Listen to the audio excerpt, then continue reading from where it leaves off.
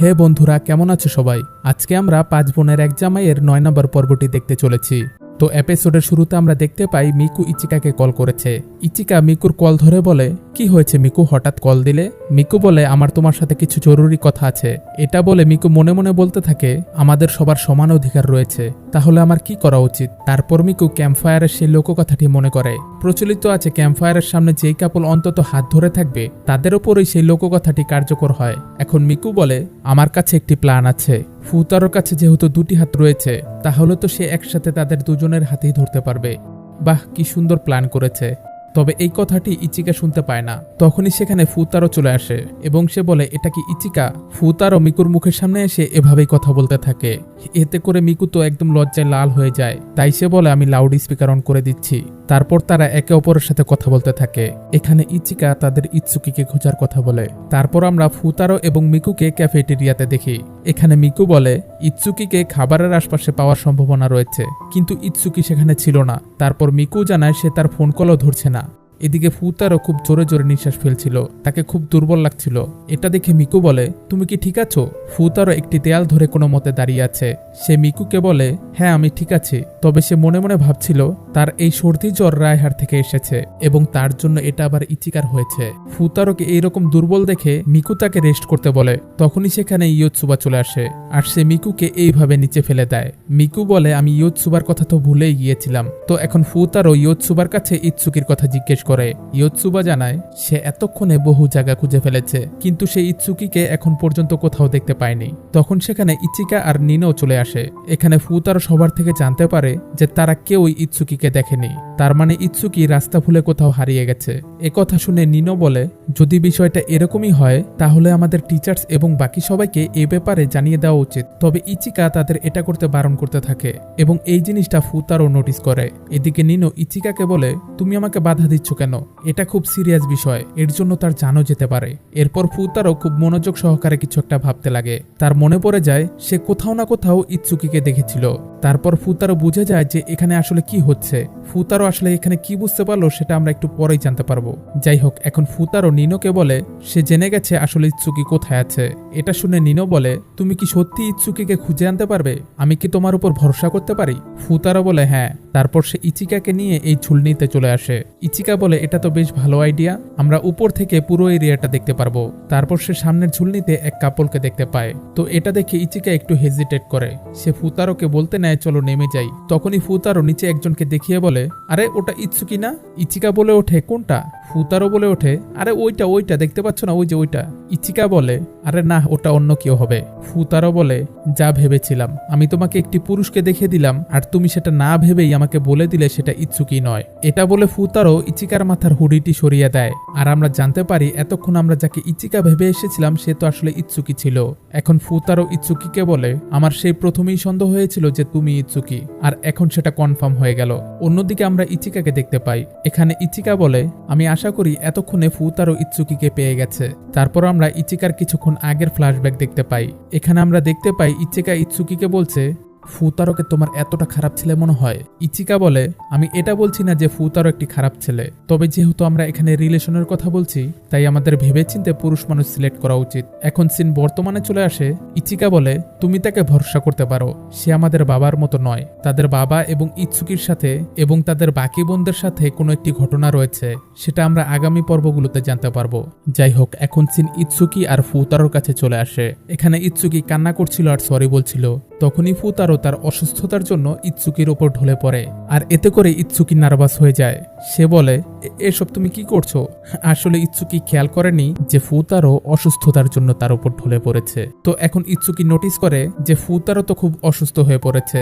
এই জন্য সে ফুতারোকে তাদের টিচারের কাছে নিয়ে আসে। এখানে ইৎসুকির সাথে নিনোও ছিল। তো ফুতারো নিনোকে বলে তার সাথে কিছু কথা আছে। এরপর সিন কাট হয়ে যায় আর আমরা দেখতে পাই ক্যাম্পফায়ারের ইভেন্ট শুরু হয়ে গেছে। এখানে সবাই একে অপরকে ডান্সের জন্য ইনভাইট করছিল। আমরা এখানে নিনোকে দেখতে পাই, তার কিছু বন্ধুরা এসে তাকে বলছিল, তোমাকে তো বেশ এক্সাইটেড দেখেছিলাম, এখন আবার কি হয়ে গেল? তো এখন আমাদের নিনোর ফ্ল্যাশব্যাক দেখানো হয় আর এখানে আমরা জানতে পারি ফুতারো নিনোকে বলেছিল যে কিন্তারোর কোনো একটি জরুরি কাজ চলে এসেছে, তাই সে তার সাথে ডান্স করার জন্য আসতে পারবে না। নিনো মনে মনে ভাবছিল, তোমার যে অবস্থা, তোমার অন্যের কথা না ভেবে নিজের কথা ভাবা উচিত।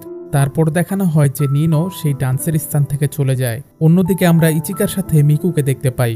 মিকু ইচিকার কপালে তার কপালটি এইভাবে টাচ করে বলে, তোমার জ্বর তো দেখছি কমে গেছে।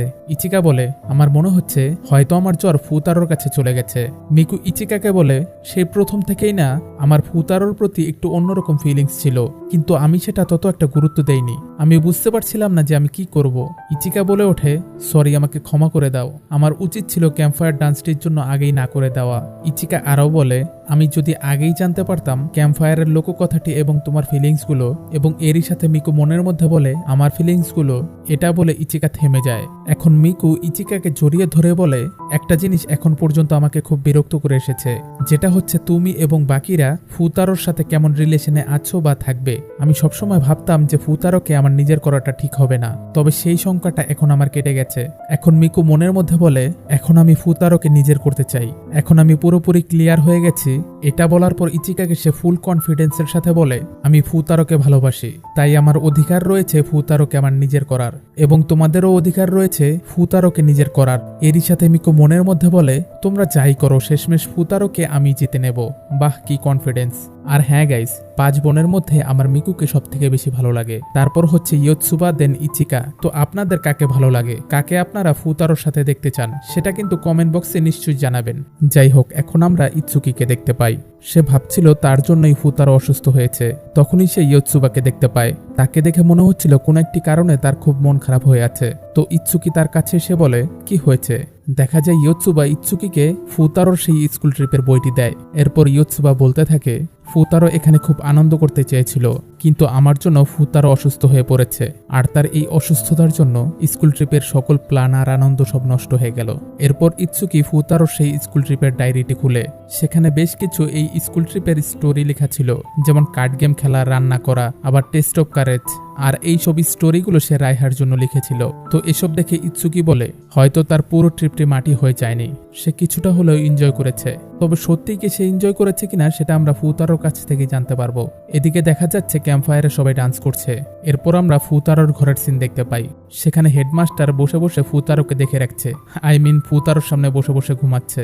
তখনই সেখানে অন্য একটি টিচার এসে হেডমাস্টারকে সেখান থেকে কোনো একটি কাজে নিয়ে যায়। টিচার চলে যাওয়ার পর আমরা দেখি ফুতারোর ঘরের একটি কর্নারে ইৎসুকি চুপ করে নিজেকে লুকিয়ে বসে আছে। তার ফুতারোর জন্য খুব টেনশন হচ্ছিল, তাই সে সবাইকে না জানিয়ে লুকিয়ে লুকিয়ে ফুতারোকে দেখতে এসেছে। এখন ঘরটি বেশ অন্ধকার ছিল, তাই ইৎসুকি ঘরের লাইট জ্বালানোর জন্য লাইটের সুইচটি খুঁজতে থাকে এবং সে সুইচটি পেয়েও যায়। তবে যখনই সে লাইটের সুইচটিতে চাপ দেয়, দেখা যায় তার বাকি বোনেরাও লাইটের সুইচটিতে চাপ দিয়েছে। তারা একে অপরকে দেখে একেবারে অবাক হয়ে যায়। তারপর তারা একে অপরকে বলতে লাগে তারা এখানে কেন এসেছে। তখন নিনো বলে সে তাকে তার লাকি চার্মটি দিতে এসেছে যাতে সে দ্রুত ভালো হয়ে যায়। তখন ইয়োতসুবা বলে, মনে হচ্ছে ফুতারোর জন্য সবারই চিন্তা ছিল। তারপর ইৎসুকি ফুতারোর কাছে গিয়ে বলে, ফুতারো, আমরা 5 বোনই তোমার জন্য খুব টেনশন করছি, তাই তুমি প্লিজ দ্রুত সুস্থ হয়ে যাও। আমি তোমাকে এখনো ঠিকভাবে চিনতে পারলাম না, ভালোভাবে জানতে পারলাম না। যখন তুমি সুস্থ হয়ে উঠবে, প্লিজ তোমাকে ভালোভাবে জানার একটিবারের মতো সুযোগ করে দিও। এটা বলে সে ফুতারোর হাত ধরতে যায় যাতে সে দ্রুত ভালো হয়ে যায়। অন্যদিকে দেখা যায় সবাই ক্যাম্পফায়ারের সামনে মিউজিকের ছন্দে ডান্স করছিল এবং মিউজিক শেষ হতে চলেছে আর ক্যাম্পফায়ার ডান্সও শেষ হতে চলেছে। এদিকে ইৎসুকি ফুতারোর হাত ধরে রেখেছে, আর অন্যদিকে দেখা যায় ক্যাম্পফায়ার ডান্সও শেষ হয়ে গেছে।